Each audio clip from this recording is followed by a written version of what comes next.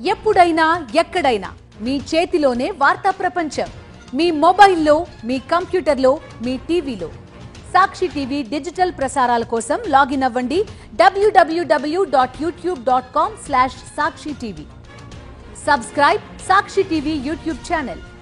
Last year మహారాజాతో కెరీర్లోనే big hit కొట్టాడు విజయ్ సేతుపతి. ఆ చిత్రం చైనాలో మంచి విజయాన్ని అందుకుంది.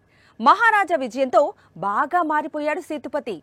హీరోగానే కొనసాగాలని ఫిక్స్ అయ్యాడు. ఈ మధ్యే ఏస్ రిలీజ్ చేశాడు. వర్కౌట్ కాలేదు.